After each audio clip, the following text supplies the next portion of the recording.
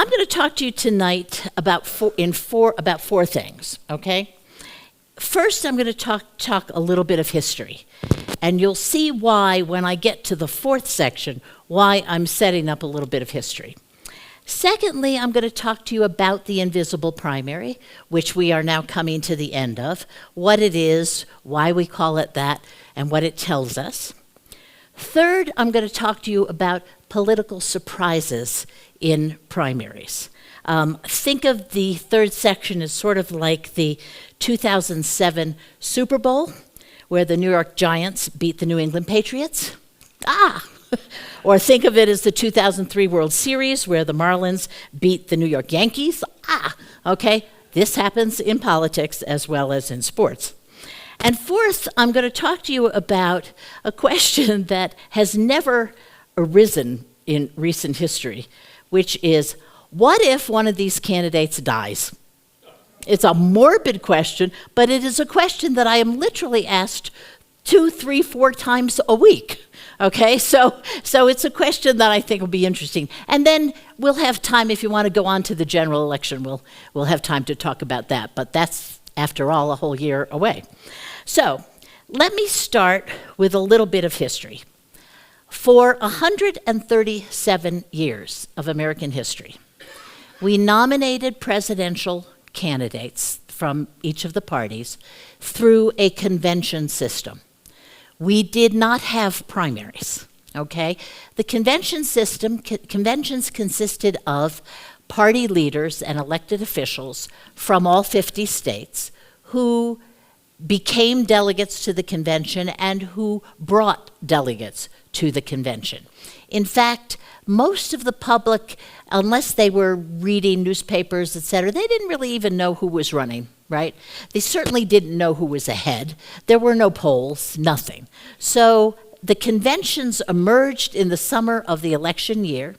And, you know, if you read some old history, families gathered around the radio and then the television to hear this exciting news about the conventions. The first time I spoke about my book on this topic, an elderly lady came up, and this was some years ago, and she was clearly in her 80s, and she said, "Thank you. You have finally explained to me why, when I was young, the conventions were so exciting, and why now, in recent years, they've been so boring." The convention was the act, and it unfolded in as public as it could be. Newspapers, then radio, then television. But before that, there was nothing that you could see. But it was all invisible, okay? It was candidates moving around from state to state, speaking with governors and senators and congressmen and big city mayors, etc. But the public wasn't part of this. Okay, then we had the 1968 convention, which, looking at on this group, I'd say some of you can remember, where basically all hell broke loose, okay? And one of the issues was that the anti-war movement felt it could not elect delegates to the convention. So if you'll remember, there was a riot outside the convention, and then there was a riot inside the convention. The upshot of that convention was a commission, and it was formed as a sort of sop to the people who had felt left out, mostly the anti-war movement. And it was called the McGovern-Fraser Commission, after Senator George McGovern and Minneapolis Mayor Don Fraser. And they developed a set of rules for the Democratic Party. Now, these rules are very important for 2 reasons. A, for what they did to the nomination system, which I'll talk about in a minute, but also for all reformers everywhere, which is nobody ever really knows what's going to happen when you make reforms, okay? In fact, the first book written on this is called Quiet Revolution, because that's exactly what it was. So I'll give you an example of what happened. 2 big things. First of all, starting in 1972, the number of states holding presidential primaries explodes. Prior to 72, the average number of primaries was 15 per year. And they didn't matter. They were beauty contests only. Serious candidates did not enter primaries. Okay, they were just there. And in fact, also, usually you had favorite sons running or something like that. The second thing that happened was primaries became binding on delegates. In other words, the primaries said, if you had 20 delegates going to the convention, they had to be apportioned according to who won the primary. Previously, that was not the case. In 1952, Senator Estes Kefauver of Tennessee won 12 primaries out of the 16 held that year, won them. And guess what? He didn't get the nomination, okay? In fact, he lost to Adlai Stevenson on the third ballot, 275 votes to 617 votes, okay? I want you to put in your minds what a different world that was. It was a legitimate world, by the way. Nobody thought this was an illegitimate way of doing things because they accepted the fact that political parties and the leaders of those parties controlled nominations. So we're in a very different time. So let's then go to our time, right? Now we have something called the invisible primary. And the invisible primary is the action that occurs basically from the spring of the year before the election year up until the Iowa caucuses, which are, as you said, James, were January 15th, right? And in that invisible primary, the candidates who want to be nominated by their party are running around the country. They are putting together teams, they're raising money, they're trying to get their names known, etc. But we don't really have any good sense of who's winning in those primaries. Because in fact, we don't know who's going to win till the voters actually speak. But the invisible primary is an important piece of this to look at. So at Brookings, we've been tracking this since the summer. And let me just give you an idea of the things we've been tracking. Okay, the first thing we're tracking is media mentions. In other words, how often is this candidate in the headlines in major newspapers, websites, web-based outlets, etc. And this data is collected from the Google headlines. It's collected at the same time every day, and it's updated every day. So here we have, let me just go backwards here.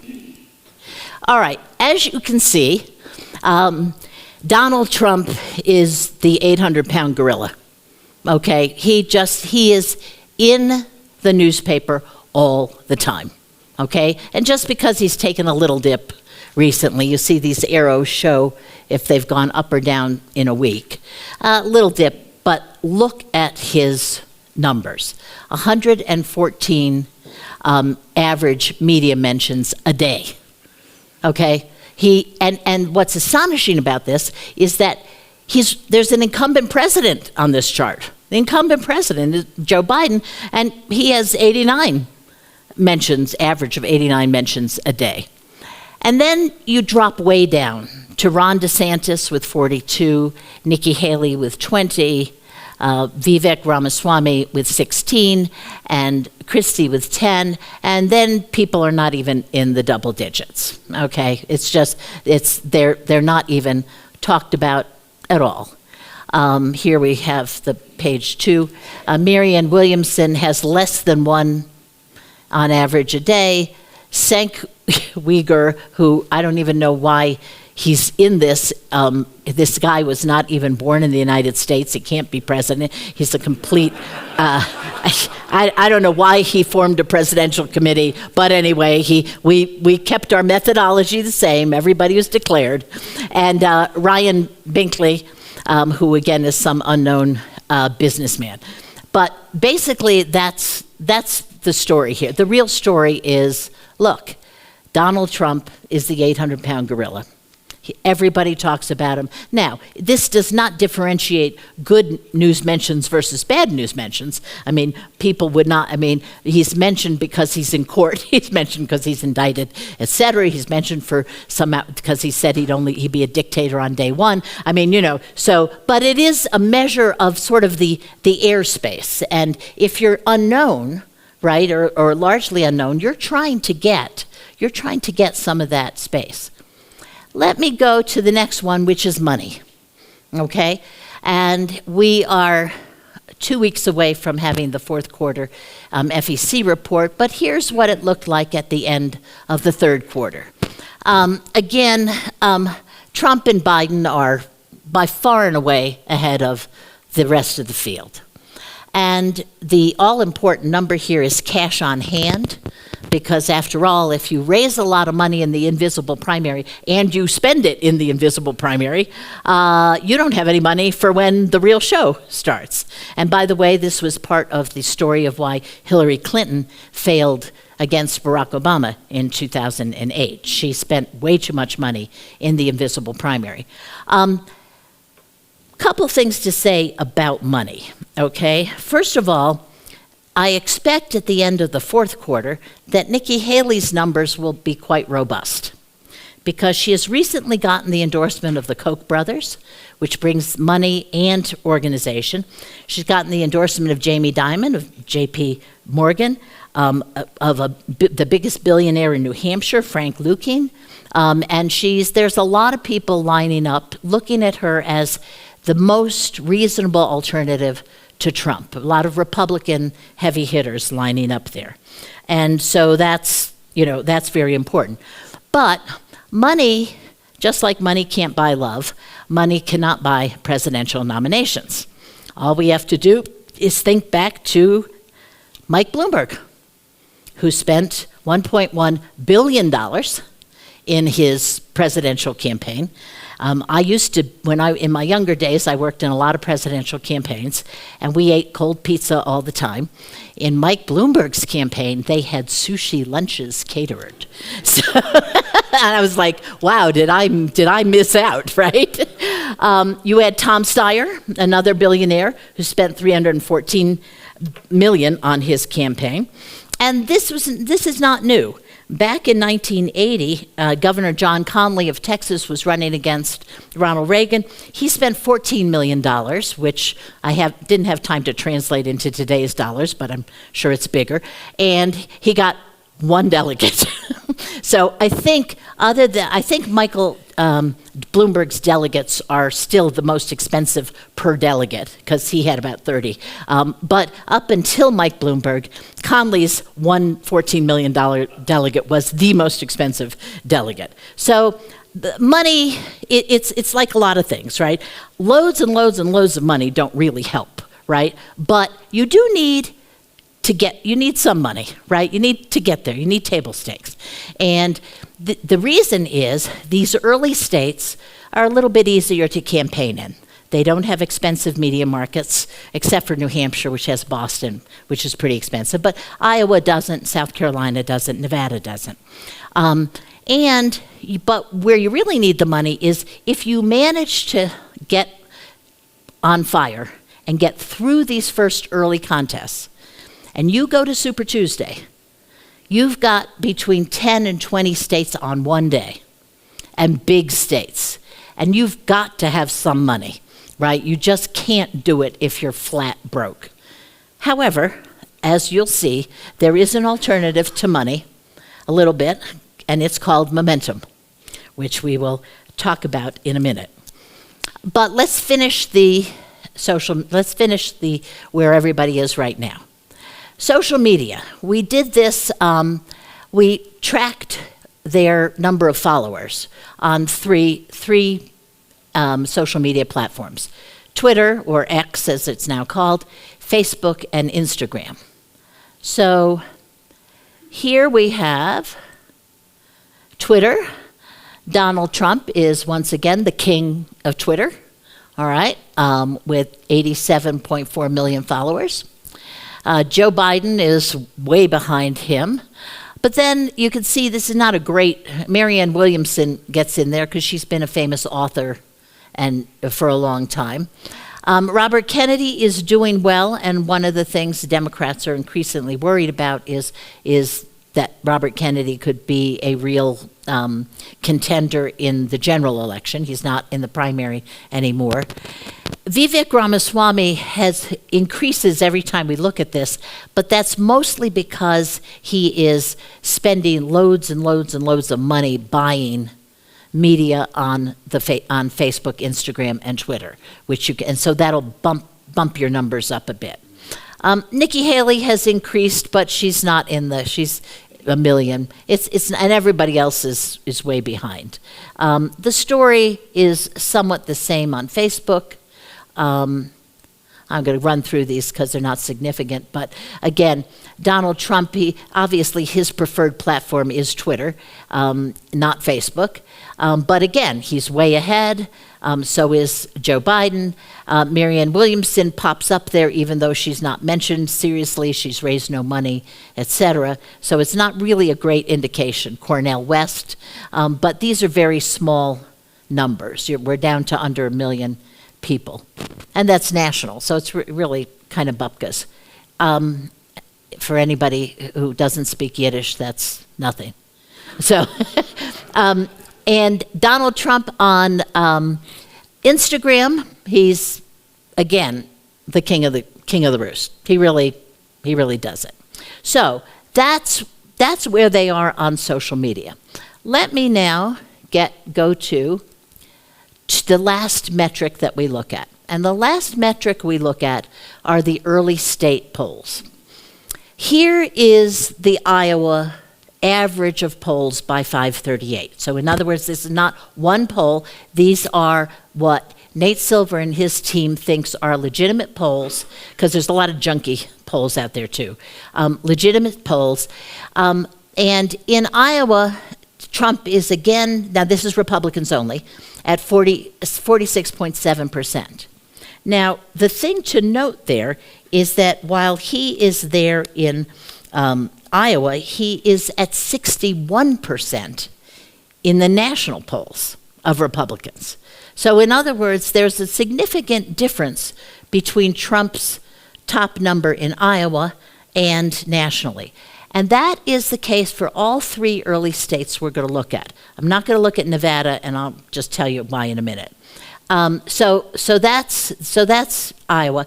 DeSantis is second, Haley is third, and then everybody else is down at the bottom. And this race is, as we will see, a race for number 2 place. We'll go from Iowa to New Hampshire. And as you can see, Trump does even a little worse in New Hampshire, okay? He's at 44% as opposed to 61% nationally. New Hampshire is where Haley has seen a lot of movement. She started moving in October, and this is, of course, what we look for. We look for momentum. We look for movement. Chris Christie is in 3rd place there, and DeSantis is in 4th place there. So, and by the way, just last night, the governor of New Hampshire endorsed Nikki Haley. So my guess is there'll be somewhat of a bump from that. Not enormous, because endorsements don't really matter that much, but I think it'll be worth something. And then finally, Nikki Haley's home state, South Carolina, which is a very big Trump state, but still, he's 11 points behind in South Carolina than where he is nationally. Haley is in 2nd place, but it's not an overwhelming 2nd place. DeSantis is in 3rd. Ramaswamy is in 4th. So that is where those are the metrics of the invisible primary, right? Media mentions, money, Facebook followers, and then how you're doing in the early state polls. The reason we look at the early state polls, okay, is because of the surprise factor. Because after all, what do we know so far from the metrics I've shown you? It's going to be a Trump versus Biden race. Big deal. Why did you get me out here, right? Why did you pay for a plane ticket to bring me here? You all could have figured that one out, right? That's sort of common sense. But the fact of the matter is, we do have surprises. And we have a lot of surprises in presidential primaries. Let's go through some of them. in the new primary system, it is a sequential system. There is no other election system in the world that is a sequence as opposed to one election. And because it is a sequence, each contest builds on the next contest, right? Or impacts the next contest. So when you come out of a state, you have something called momentum, which has proven to be historically more valuable than name recognition, more valuable than money, more value than support among your peers in the party. And George Bush famously dubbed it the Big Mo. And this is what everybody wants. They want the Big Mo. So let's look at some of these early states.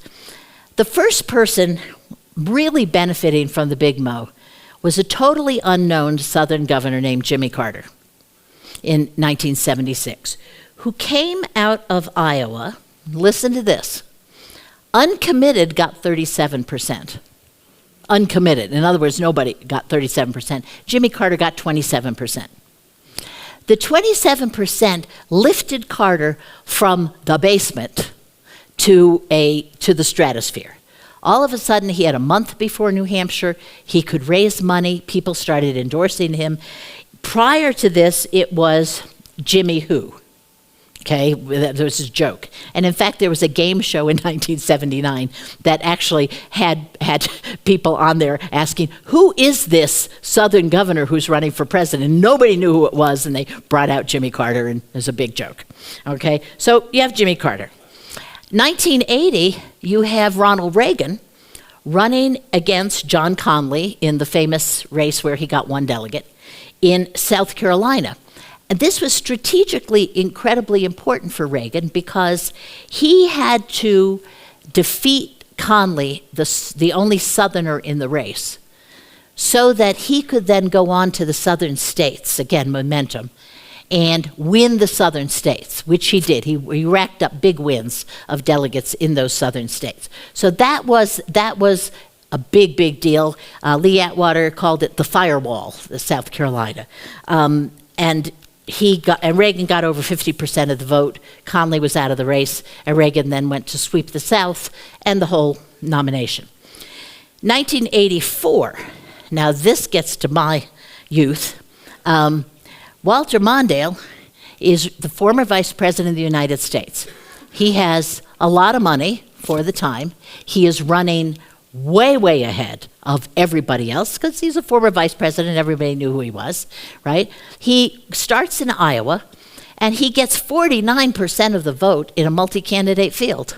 49% of the vote. That's pretty good. And then this nobody, this guy from Colorado named Gary Hart, freshman senator, okay, gets 17% of the vote. 49% and 17%. Gary Hart comes out of Iowa like a shot, goes to New Hampshire. He's got no money. He didn't even know how to organize a press plane, okay, but they needed a press plane to get the reporters who wanted to now follow him. He campaigns in New Hampshire for 6 days, and he, guess what, wins the New Hampshire primary, beats the former vice president of the United States. He goes on to win the Maine caucuses, and then he goes on to give Walter Mondale a run for his money. Now, the reason that Gary Hart didn't win that is because there was no internet. Okay? There was no internet in 1984. In those days, most of this crowd remembers, if you wanted to support a candidate, you had to look up the damn address. Okay? You had to get out your checkbook. You had to write a check. You had to find an envelope. You had to find a stamp. You had to put it in the mail. At the other end of the transaction, the people in the campaign had to open all these damn envelopes and bring them to the bank, right? This took weeks to happen. Now, if we'd had the internet in 1984, and Gary Hart had this amazing burst out of Iowa and into New Hampshire, people would have gone to their computers at night, clicked and sent the guy $10, $20, $15, whatever, right? And it could have been different. I was in that campaign for Walter Mondale. I was his delegate hunter, and we beat Gary Hart simply, purely because we had organization and we had money. And by the time he had any money, the game was practically over. So that's 1984, and people have been asking, who is the Gary Hart of this year? Is it Nikki Haley? Is it Ron DeSantis, etc.? 1992, Rudy Giuliani skips the Iowa and New Hampshire primaries because he figures, he's a New Yorker, he's kind of liberal. And remember, in 1992, Rudy Giuliani was not the sort of crazy guy we know today, and with, dye dripping down his face, and, he's weird. In 1992, he was America's mayor. Remember, he was the guy who stood up after 9/11. People loved him, the Republican Party loved him, etc. He makes the strategic mistake. He skips Iowa and New Hampshire. McCain and Huckabee come out of those two states. The next state is Florida. And guess what? Rudy Giuliani gets 14% of the vote in Florida. He's out of that race quickly. 1992, we have Bill Clinton, who was having a very tough time when it was discovered that he'd had an affair with a lounge singer, and she had him on tape, and that he was a draft dodger. So Bill Clinton, before the New Hampshire primary, was a womanizer and a draft dodger, and God knows what else, all right? And you would think his campaign would have been over. But he comes in, he doesn't win New Hampshire, he comes in second place in New Hampshire. He gets 22% of the vote, and Paul Tsongas, who's the Massachusetts senator, wins the contest. What happens? Bill Clinton decides that he's the comeback kid. He manages to convince the press, and the press were ready to believe it, that he had achieved a miracle. And guess what? He has all the momentum. He loses New Hampshire, and he has all the momentum going into the rest of these. 2008, Hillary Clinton versus Barack Obama. Hillary Clinton was the first lady. Everybody knew her. She had more money. She had more support in the party, etc. Obama wins Iowa. Lily White, Iowa. A black man wins Iowa. That was a big effing deal, as our president would say. He gets 38% of the vote. John Edwards 30%, and Hillary Clinton 30%. And all of a sudden, now we do have the internet, right, by 2008, and he's got the momentum. And finally, in 2020, we have Joe Biden. Joe Biden, before Iowa and New Hampshire, is completely dead in the water. The guy's got no money. Everybody thinks he's too old. Everybody thinks he's yesterday's whatever. He's in a mess, right? He's in a mess. He's down to his last $12 million, which is not nearly enough to run in Super Tuesday. And he comes in fourth and fifth in Iowa and New Hampshire. All right, he is nowhereville. But then he has a little bit of a comeback in Nevada. He's number 2. And in South Carolina, he's number 1. And he comes out of South Carolina like a shot. And he wins 10 out of 14 primaries in Super Tuesday on fumes. Okay, the guy is running on fumes. It's amazing that they got the airplane around the country. Okay, he's got no media, he's not on radio, he's not on television. It's pure momentum. Those are the surprises, okay? So let's take us back to what we're looking at now. Right now, if you were very conservative and you wanted to bet, you'd say, Trump's going to win this thing. Right? He's going to win the early states. He's going to go on. He's going to get the nomination. Big deal. But we don't know. Could Nikki Haley turn into the Gary Hart of 2024? It's possible. Okay, it's possible. It requires a consolidation of the other candidates around her, which, by the way, in 2016 did not happen, which is why Trump managed to get to the nomination with plurality votes in all of the states. But there is a real question. Can Nikki Haley do this? Will she be this year's surprise? And we don't know it yet, but that's the reason there's a lot of attention being paid to her. And I think as we get, things will quiet down now in the Christmas season, but as we get into the new year, and you've got that 2-week run up to Iowa and 3-week run up to New Hampshire, it's going to be a big deal. Okay, so that's why there are surprises. That's why the invisible primary metrics tell us one thing, and you know, they're probably right, but we have a long history in the nomination process, of the modern nomination process, of momentum, right? Momentum coming out of these early states. By the way, I didn't mention Nevada only because the Nevada system got all screwed up. Donald Trump wanted a caucus system, which he will control. The state adopted a primary, a Republican primary, and the only person filing it is Nikki Haley. So we won't learn anything out of Nevada. It won't have the potential to create momentum. So I left that out. But normally Nevada is in there. Okay, so let's suppose we get rolling into the season, and because both of the front runners are old guys, and things could happen to them.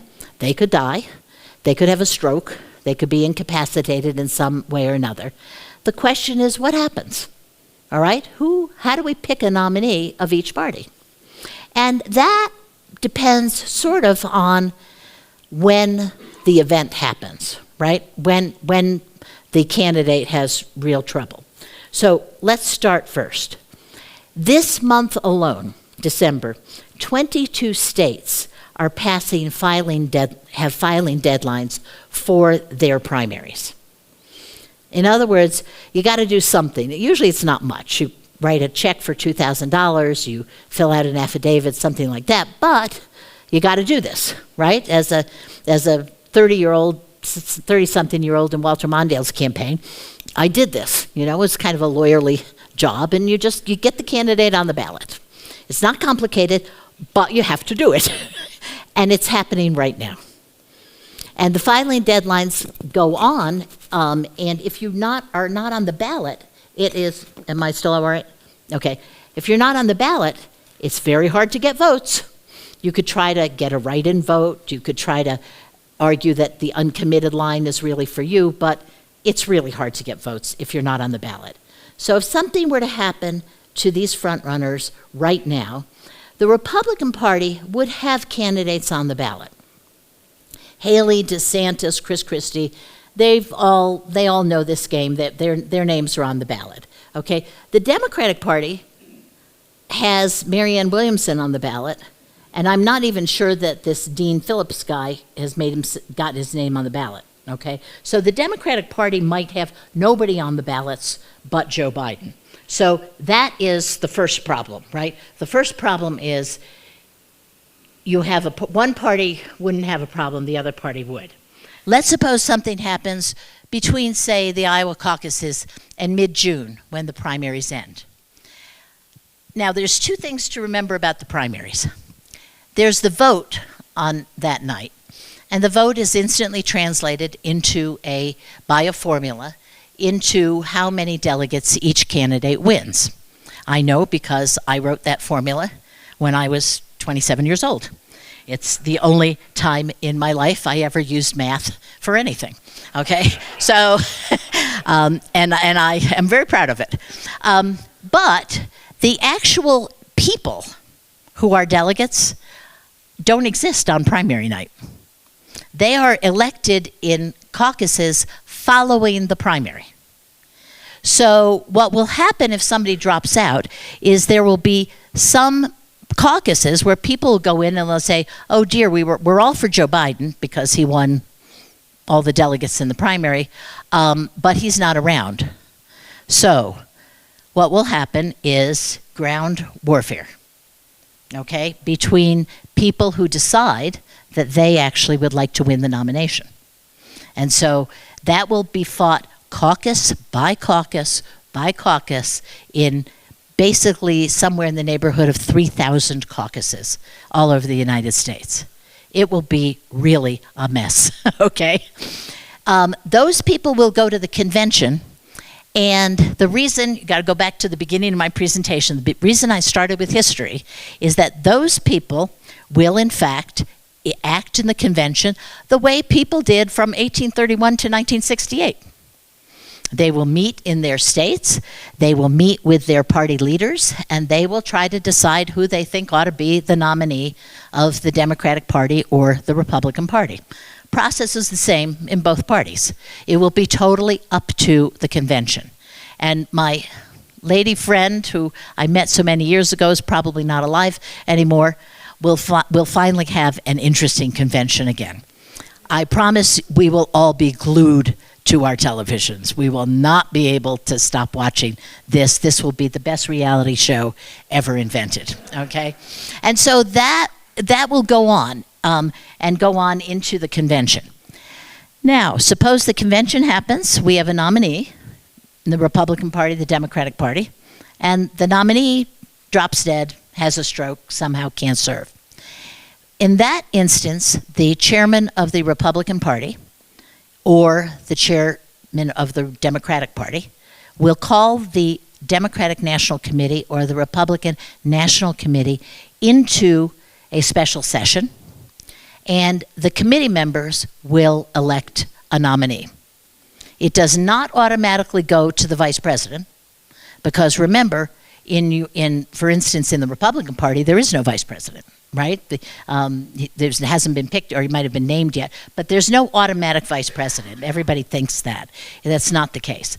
You'll go into the two parties, and the people who are members of the committee will choose. I, being a member of the Democratic National Committee, think that would be pretty cool for me.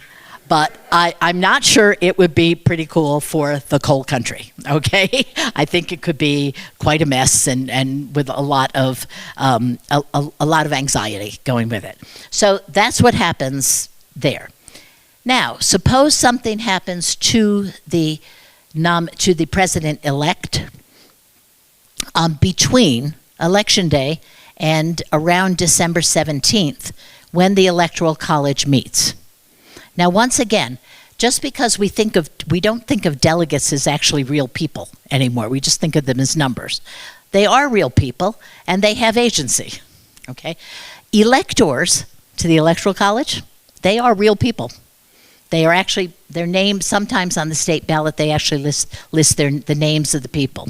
And they have agency in some instances, okay? Now, probably most of them would go into the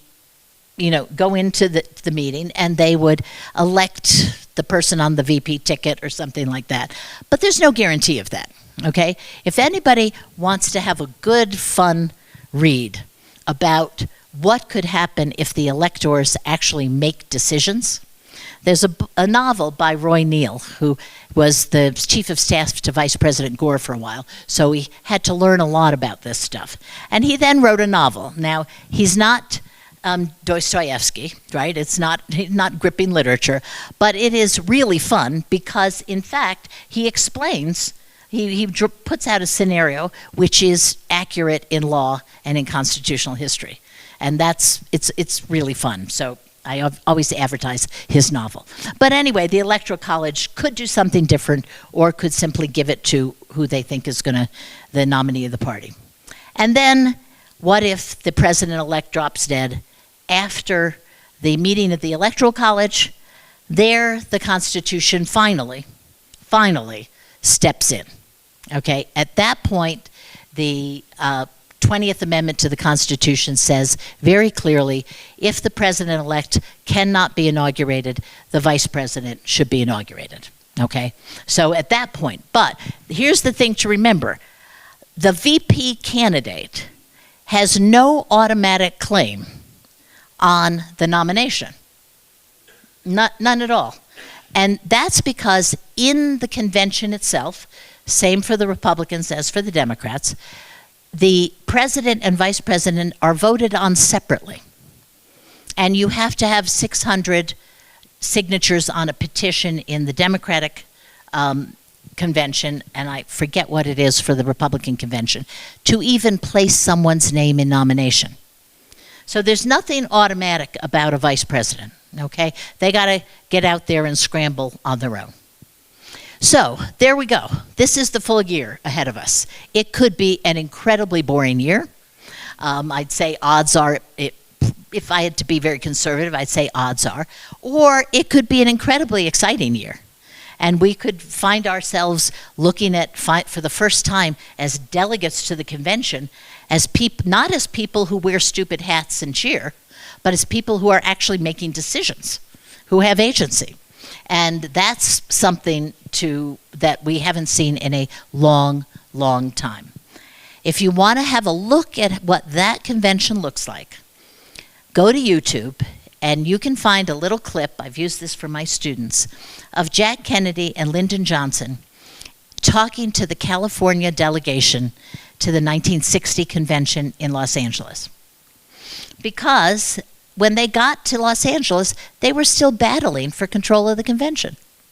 And so you have LBJ going up there, and he was the Senate Majority Leader, and he goes up and he's really proud of all the bills, and he rattles off, I passed this, and I passed this, and I passed this.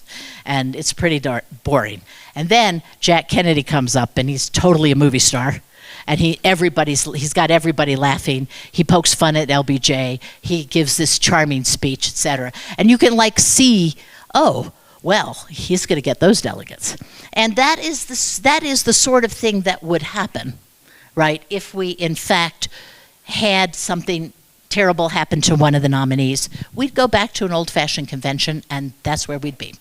So, with that, I have no idea what time it is, but, it's probably time. Let's take some questions or have some discussion. Wonderful. Thank you, Elaine. Thank you.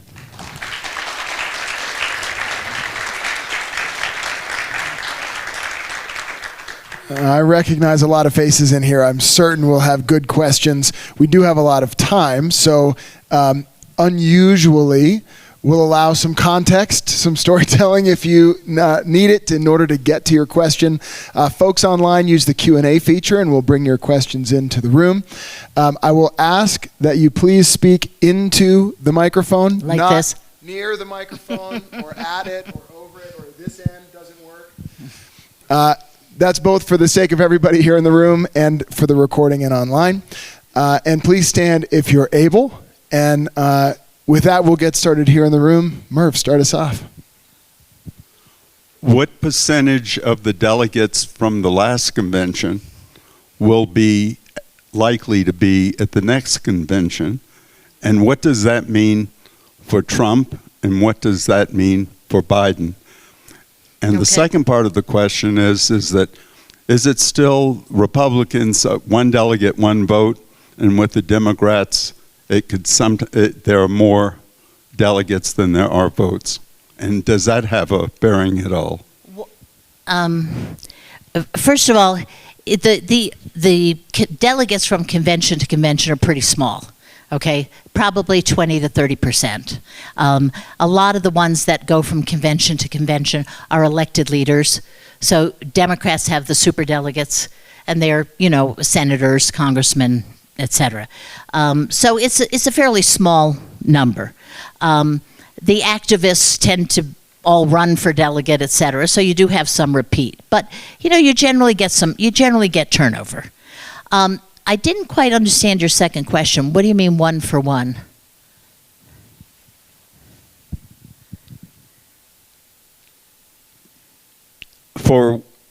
As I understand it, one delegate gets one vote. But in the Democratic Party, there may be quarter votes and half votes for a delegate.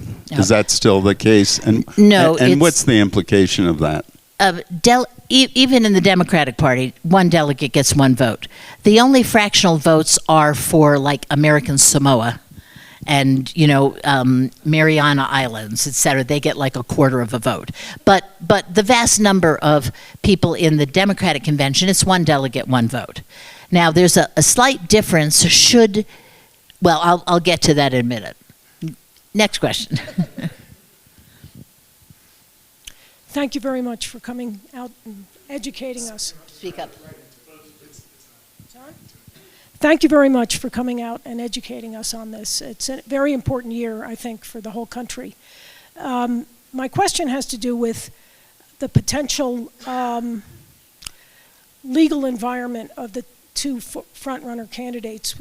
Do you have any feel for deadlines of when certain court cases are occurring that would then knock someone out during this process? Okay. Did everybody hear that? Yeah. Okay. The question was, do you have any feeling for the various court cases that would knock somebody out of the process? I don't, because it's totally unprecedented, and we really don't know. Okay, we really just don't know. It looks like a lot of Donald Trump's trials and perhaps decisions may happen during the primary season. I think everybody would feel much more comfortable if the voters decided what to do about this than juries and judges, et cetera. It'd be much more definitive. But nobody knows. We are really in uncharted waters. That goes to from everything from the court cases to the 14th Amendment. You've probably heard that some people think Trump cannot run for president, be president, because the 14th Amendment has a provision in it, Section 3, which says if you were part of an insurrection, you can't be elected a federal office. And, the question is, Donald Trump is now under investigation and indictment for being part of an insurrection. I don't think that's going to keep him off the ballot, though. Right here in Colorado, I think the judge recently decided no, that it wouldn't keep him off the ballot. So nobody I talked to has taken that seriously. This is a messy, messy situation, and nobody has any real feel for it. And nobody even knows how Republican voters will react to this. There is one poll that was a couple weeks ago, which had two bits of kind of contradictory news. It had Trump being far and away ahead of the field, right, winning solidly. But the same people in the poll said that if Trump was convicted of a crime, they would think of somebody else. So, again, I don't think legal scholars know the answer to that question. I don't think voters know the answer to that question. And we'll see what happens. Elaine, we've got a question from the online audience. Yeah. Having watched many elections, how do you view the current polls 1 year out that are showing Trump ahead of Biden? Those are the current polls 1 year out, and there's a lot of them, and they're very recent, showing Trump ahead. The problem with them is that nobody can quite figure out why. Okay, that's and I include myself in that. I mean, often when you see a change in the polls, it's like, oh yeah, well, this happened or that happened. Two interesting things about this. First of all, these polls have young people moving to Trump. Now, ever since 2008, young people have actually delivered the Democratic candidate their margins, okay? All the other age groups, the baby boomers, silent generation, Gen X, etc., split pretty evenly, although the silent generation goes really for Trump. Everybody else splits pretty evenly. The young people, they went for Obama's entire margin came from people under 30 years old, okay? If it hadn't been for that vote, he wouldn't have won. So nobody can quite explain why suddenly young people who've been Democrats more or less since 2008, even though they've gotten older, right? But other young people have also been Democrats since then. Nobody can quite explain why they've gone to Trump. So there is some suspicion about the polls, that the numbers are just too small. Young people don't answer their phones. I don't know if any of you have children in your 20s. They don't believe in talking on the telephone. If they don't believe in talking to their parents, they certainly don't believe in talking to a pollster. Okay, so nobody can quite figure that out, and it's a year away. The second confounding issue here is that in 2018, 2020, 2022, and 2023, in actual elections, the Democrats have done much better than expected. And young people have voted as expected. They voted 10 to 30 points more Democratic than Republican. And so one wag said to me the other day, oh yeah, young people, they hate Democrats, except for when they vote for them. And that might be going on. But basically, these polls are confusing because if you think of all the reasons why people might have moved to Trump from 2020, inflation, pandemic, etc., all these things have gotten better, not worse. So it's very confusing. I can tell you that when it comes to these polls and to the question that you just asked, ma'am, about the legal situation, political scientists find ourselves in the same position that economists find themselves on in inflation. Economists, we were supposed to be in a recession right now. That's what the economists told us. We're supposed to be in a recession. And no, that's not happening, right? That's not happening. And you read 15 different economists, and you'll get 15 different answers. And that's the same thing. I think the country is in the middle of some big shifts, and we won't know until we look back and we'll say, oh, yeah, that's what happened. We've got one more online, and then we're coming back to the room. So you had mentioned that would Nikki Haley be the surprise this year? And the question is around, are there ways to predict that? Is there a formula she can follow? I think she's got a fan club out there, and they're a fan club, and they're wanting her to figure it out.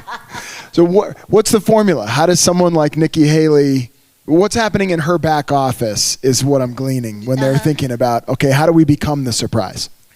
Well, generally you become the surprise by working your hands off in the state. So clearly Iowa and New Hampshire are her places, because I think if she wins there, the way the political wags say it, they say there's 3 tickets out of Iowa: win, place, or show. So if she's in a close second place with Ron DeSantis, she stands in good shape to do well in New Hampshire. And then the question is, how do people interpret her place in New Hampshire, right? If she can get her numbers, if she can take Sununu's, about 14% of New Hampshire voters said they would be influenced by Governor Sununu's endorsement. So let's say she picks up 10% of that, and she adds it to her 20. Let's say she finishes at 35%. Okay, and Donald Trump finishes at 41%. All right, again, it's very, it's one of these things you have to have a feel for. But I think 41 and 35, I think she's got the momentum. I think she's got Big Mo. I think everyone will interpret that as Donald Trump is not all that he's cracked up to be.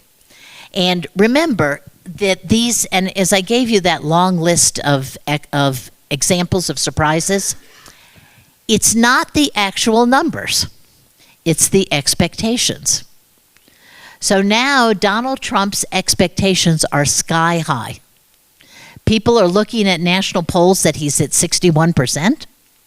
Okay, so all of a sudden, if he comes down to earth, right? If he comes down to 40% and Nikki Haley's at 35%, guess what? You've got a race.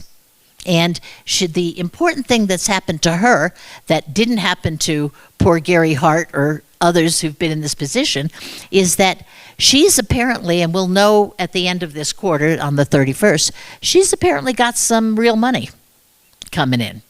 And if she's got real money, if she's got Wall Street Republican types who are tired, and you hear this from them, they're just tired of the chaos that surrounds Trump and the chaos that is Trump.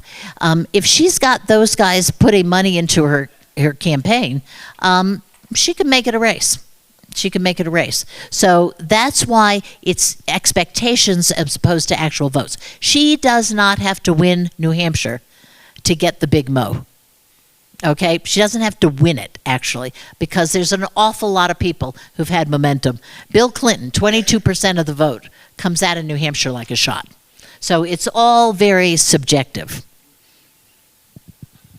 Suppose Biden drops out, then what happens? Is it the same thing as if he dies? Yeah. It's basically, yes, the same thing as if he dies. I mean, his name is going to be on a lot of ballots, right? People who want to be president, I'm sure Kamala Harris will then try to put her name on as many ballots as she can. But for instance, her name is not on any ballots, no primary ballots. So, people get their name on ballots. Gavin Newsom, who's running this beautiful shadow campaign for president. He's clearly in the "what if Biden dies" category. And Gavin Newsom is, he's been trying to get himself positioned for months now. Everyone will try to do as best as they can, and they'll try to get delegates to the convention. All right, they'll be going. You'll see the California governor going to the county convention in, Albany, New York, and begging people to vote for him in the county convention. So it'll be a real show. But it's basically, yes, the same thing. The only difference is that Biden might try to pick a successor.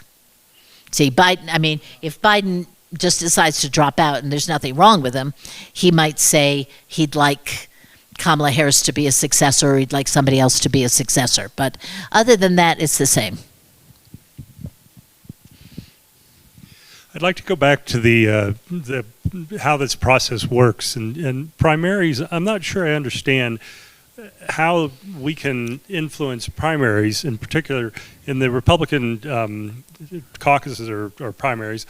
How do we get more independents to sign up to be in the Republican primary so that they elect somebody sane? How we could get them to vote in Republican primary? Well, it depends on the state you live in, okay? There's only about 13 states in the whole country left where they have registration by political party. And you have to, when you register to vote, you register in a political party, and you are only allowed to vote in the primary of that political party. Most other states, it's really very loose, okay? In New Hampshire, for instance, when you go to the ballot, to vote in the New Hampshire primary, you will say, yeah, I registered as a Democrat, but I want the Republican ballot because I'm going to be a Republican today, and I want to vote in the Republican primary. And so you vote in the Republican primary, and if you want to, on your way out, you could say, oh, by the way, I'm a Democrat again. Okay, it's just completely, it's completely easy. Most states, particularly in the West and the South, most states never had registration by political party. That's really something that was associated with the old machine states like Illinois and New York and Pennsylvania. Most of the Western and Southern states, it's very easy to vote in whatever primary you decide to. You have to declare that day that you're a member of that party. Big deal for a day, okay? But it's very easy. Now, when both parties have nomination races, you get very little crossover, right? Because the Democrats are all interested in their race and the Republicans are interested in their race. But in a year like this, where there's really no race on the Democratic side, you could certainly see people going into the Republican side. And what makes this also different is that the primary, we know this from a lot of studies now, the primary motivation of Democratic voters in 2020 was beating Donald Trump.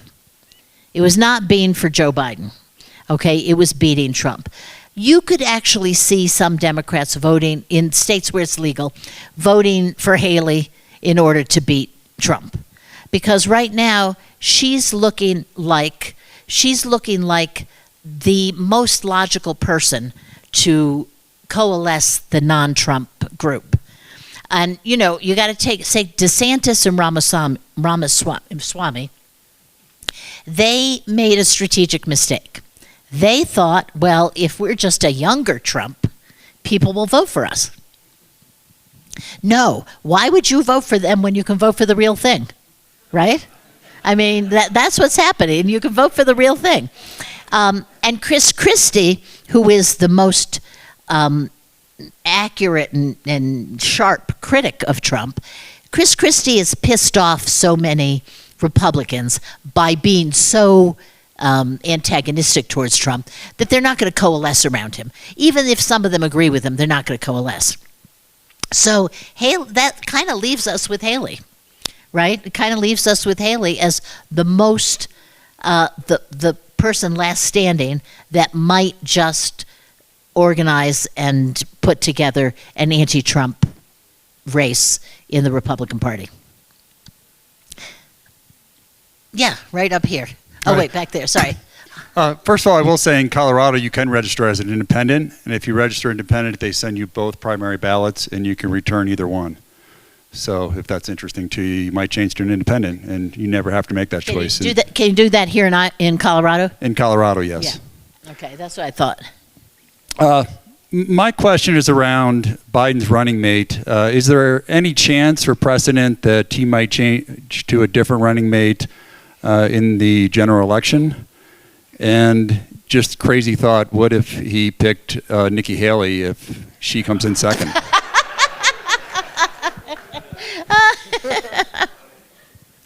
You know, the idea of picking somebody from the opposite party to be your running mate is really very attractive to a lot of Americans, you know, who kind of don't like the parties and would like more middle of the road.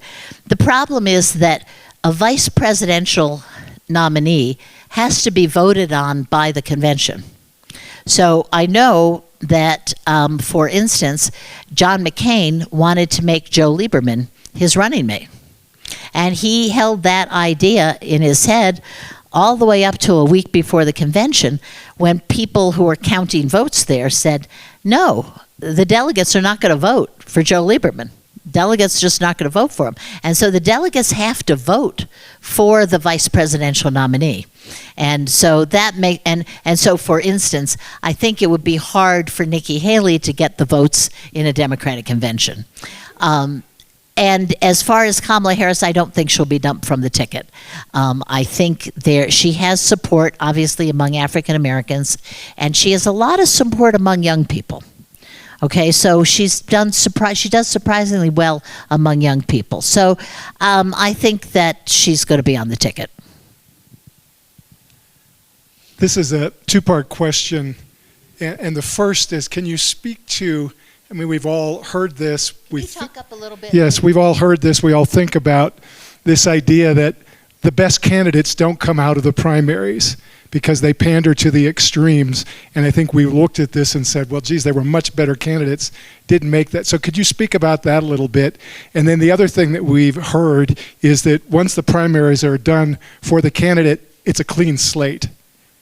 And the policies they may have talked about in the primary may not be what they do once they go on. So, well, you are speaking to the right person here, because I have adopted a very unpopular position among people who think about this all the time.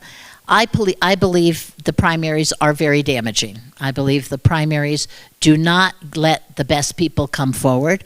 I believe that if we had that old-fashioned system, that party boss smoke-filled room system, they would never have nominated Donald Trump. There was kind of a Donald Trump many years ago. Guess who it was? Henry Ford. Now, Henry Ford was well known in all of America because he was making the first cars that Americans were driving. He was also an anti-Semite and had a lot of other unsavory, political attitudes. The Republican Party bosses said, Henry, no, you can't run. We're not going to back you. All right, you can't run. And so what is missing from the modern system is what we call peer review. Now, I'm sure this audience, there's plenty of professionals, right? If you're a lawyer, you're reviewed by your peers. If you're a doctor, you're reviewed by your peers. If you're a manicurist, okay, you've got to get a license, right? You got to show that you're not going to give somebody a fungus when you do their nails. I mean, there's lots and lots of professions where other people look at you and say, yes, you're qualified to do this.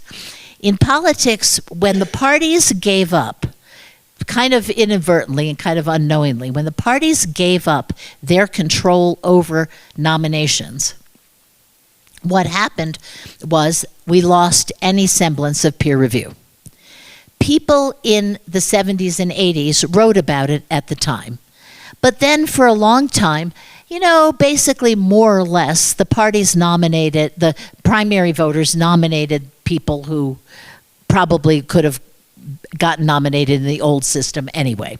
I mean, Walter Mondale was a vice president, Al Gore was a vice president, etc.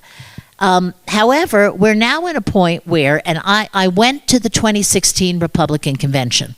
I went there, I'm a sort of rules expert, and so there are rules experts in the Republican side, and we all like each other and we all hang out with each other, even though we are in different parties. And some of these people got me into the convention, into the floor, into the rules committee meeting, etc. And what was interesting there was the fact that nobody thought Trump could win. And they said to me things like, this is our McGovern, referring back to George McGovern in '72. They said, yeah, we know, he's going to lose. We just have to deal with it because all these crazy people voted for him and then got elected as delegates, and they're all here. And Ted Cruz made a last-minute effort. By the way, the Colorado Republican Party stood out for being the center of the Never Trump movement, and the Colorado Republican Party appeared on the floor of the convention. Some of them were for Cruz, some were uncommitted, and they led the rules fight to try to break open the convention. They got called out of order. They were never allowed to have a vote. It's not clear to me. I think they would have lost that vote, but I don't think they would have lost it big time. I think they should have had a vote. But anyway, it was over. This was Monday of the convention. Nobody was in the hall except for me. And then Trump arrived the next day, and everybody forgot about it.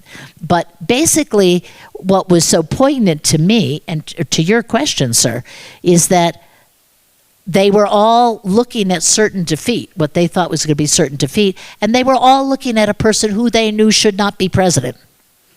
They knew, because they were senators, they were congressmen, they were county councilmen. They knew it.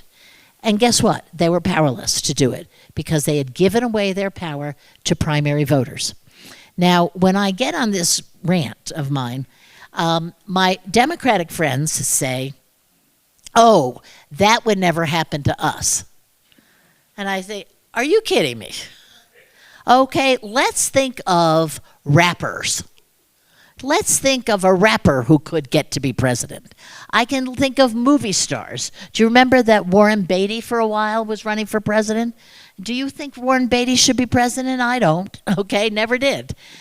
All right guy, but he's not qualified to be president. And we've got Marianne Williamson. Okay, still running for president. What on earth she has.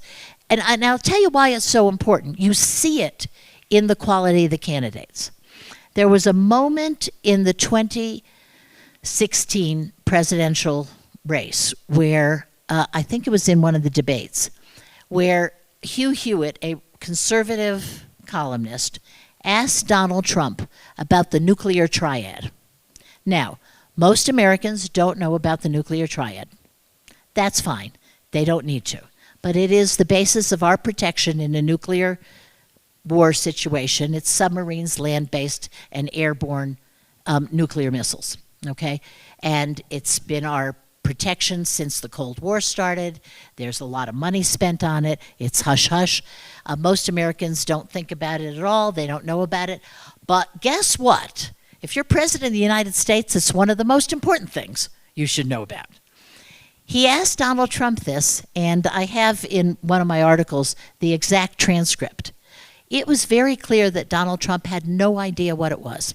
No idea. And I've been a college professor for a large part of my life. Believe me, you get really good at figuring out when the student has no idea what you've asked and what you're talking about. And there was Donald Trump, who said things like, yeah, nuclear weapons, that's a big problem. And we got to be strong. Yeah, and it was nothing to the question. And Hewitt, who was he was a conservative and he tried to help him along, tried to give him some hints. The hints didn't work. Now, I'm sorry, there should be some basic groundwork for somebody who wants to be president of the United States. And the voters, most of the time the voters are pretty good at sussing this out. But you know what? They screw up sometimes. And we're in a very dangerous situation now, because now we have another set of things, which is the ability to use disinformation, AI, deep fakes, etc., in very cheap and very easy ways, which could easily throw a presidential nomination race and get us somebody who is even more unqualified. I'm losing my voice. Even more unqualified than Trump was. Let me get a drink here. Yes. We've got a question online that I think might be quick, and then I know we've got one right here. The question is, does Liz Cheney have a play, or is it too late? No, she doesn't. Liz Cheney is in the same category as Chris Christie. Okay, she's been very courageous. The country owes her a debt of gratitude for what she did in the January 6th committee. But she, by coming out against Trump right so directly, like Christie, she could never win a Republican primary. And I don't think she has, I don't see any path for her. Which is too bad, because I think she proved herself to be quite competent, really smart, and she is still very, very conservative. So, I think very conservative Republicans, minus this episode, would really like Liz Cheney, and you could definitely see her as president. But she took one for the team, so to speak. You know what I mean? She did this for the country, and she knew. I mean, she lost her congressional seat, and I don't think she can run for president. Can you explain how and why the chronological order of primaries was established, and why is there no flexibility? Why is there not a rotation, maybe not of all 50 states, but of the major states? Thanks. That is a great question. Iowa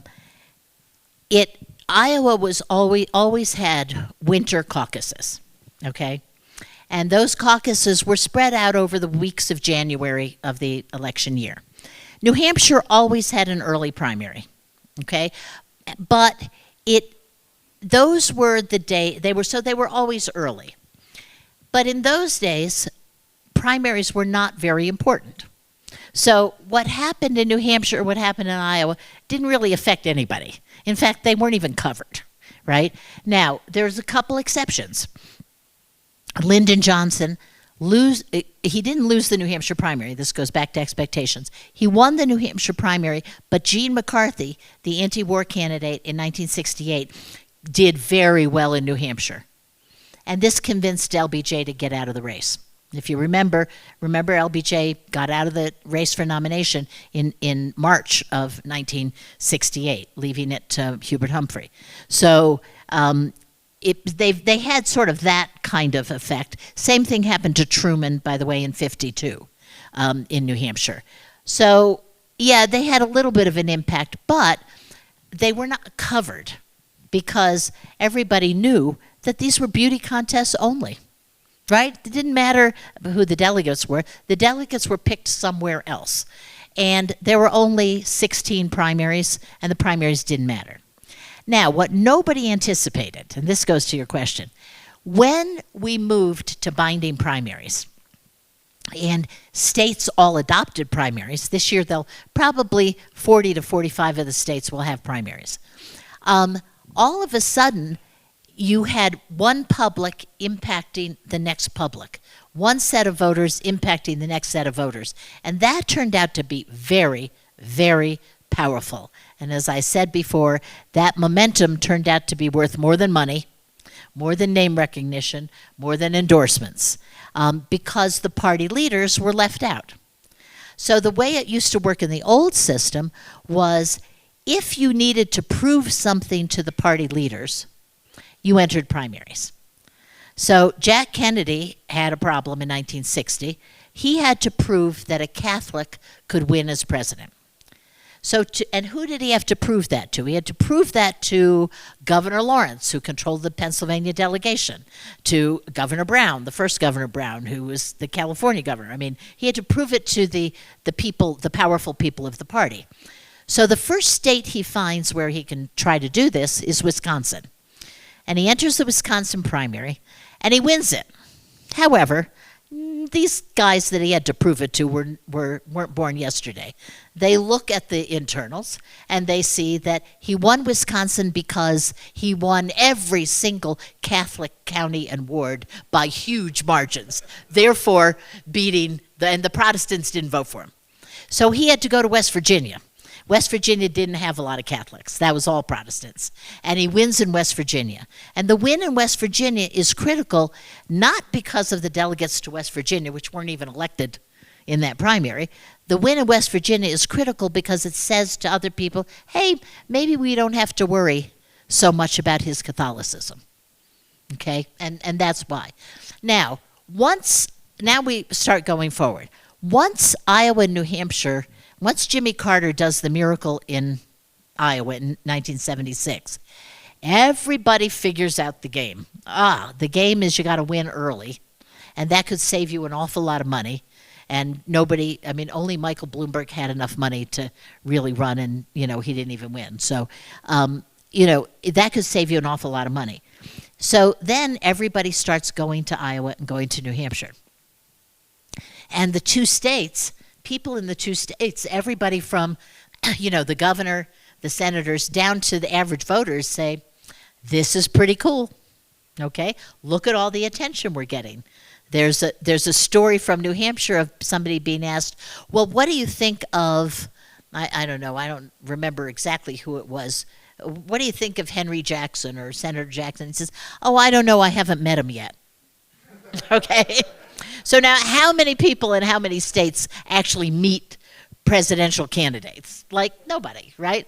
So Iowa and New Hampshire, from 76 on, fought like hell to keep their position.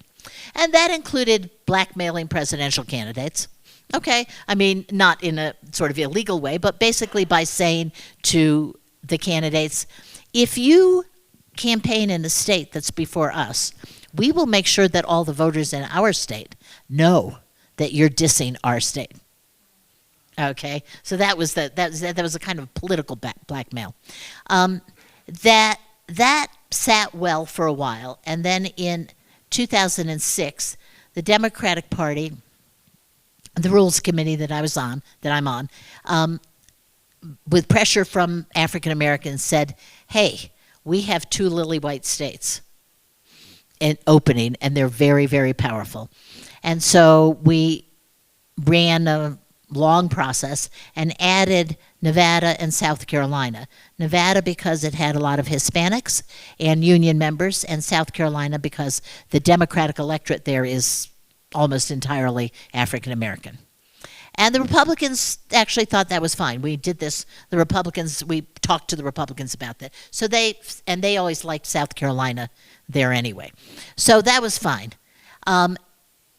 Just this past year, just a year ago, the Democrats decided to kill the Iowa caucuses and put the New Hampshire primary in second place and put South Carolina in first place. The impetus for that was twofold. Iowa in 2020 had a mess. They couldn't count their votes.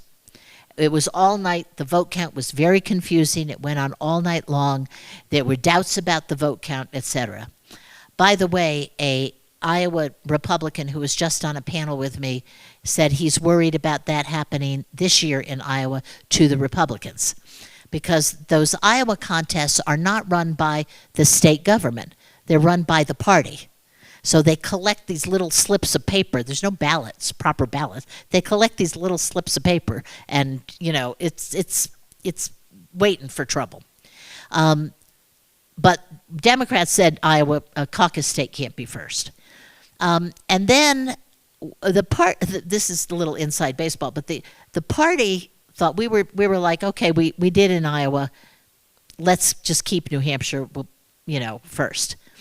And then we finally went to the White House, which had been ignoring us all year as we'd been going through this. And we finally got the president's attention.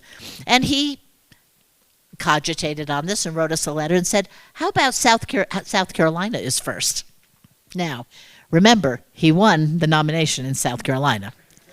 And if you go back to every single president of the United States since 1968, Democrat or Republican, they have won either Iowa or New Hampshire or both, and therefore had some good feelings for the place where they got their start and got their momentum.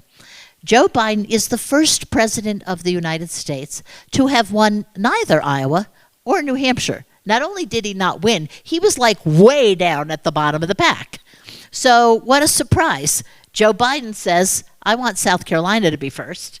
And we, Democrats on the Rules Committee, pay attention to the wishes of our president. And we said, okay, South Carolina's first. Now, South Carolina, I believe, will stay first because they will learn the lesson that New Hampshire learned, which is every presidential candidate who has the temerity to go campaign in a state before South Carolina in 2028 runs the risk of having every black radio station in America say, oh boy, do you know what he's doing? He's insulting us. So I think this is good. I think this will work. It has changed, and it has broken the monopoly for the first time. And the Democrats, at least, are planning to perhaps do this every 4 years. And then we'll get some change in these early states. The Republicans are not so pleased with this, but again, if Trump's president, they'll keep the same things. But if Trump is not the president, I think the Republican Party will probably go through, because the dynamics are the same. The Republicans will probably end up going through the same thing that we went through on the Democratic side, and you will probably have this changed. But for a good half a century, this has been all about Iowa and New Hampshire. I know that's a long, long answer, but great question, Rebecca. Ladies and gentlemen, we are at our time. Would you please join me in thanking Dr. Elaine Kamarck.